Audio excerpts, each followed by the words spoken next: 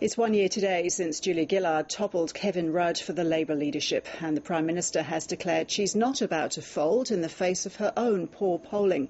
The government is treating the day just like any other, vowing to look forward, not back. But the opposition says this Labour leader is worse than the last. From Canberra, Susan McDonald reports.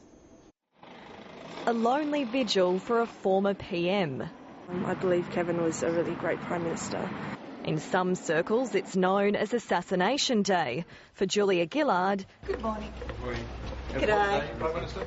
Thank you. It's just like any other day. I call it a day of more work as Prime Minister. A year on, Labor's performing even worse in the polls than it was under Kevin Rudd.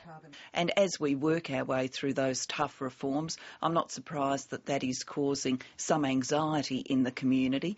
Julia Gillard promised to fix policies on climate change, asylum seekers and the mining tax, but so far none of them is settled. Anybody who thinks that I'm going to fold because it's a bit tough out there has got me wrong, absolutely wrong.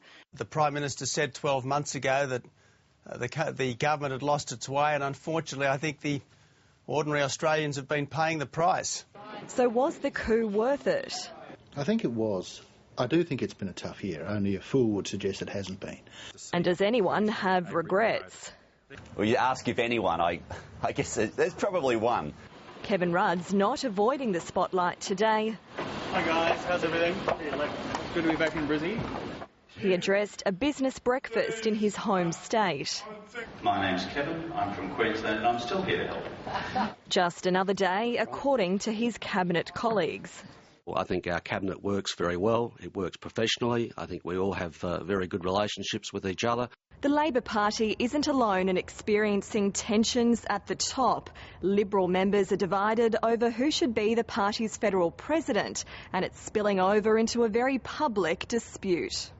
The party's vice presidents, including Alexander Downer, sent an email criticising the incumbent Alan Stockdale and backing the challenger, former Howard Government Minister Peter Reith.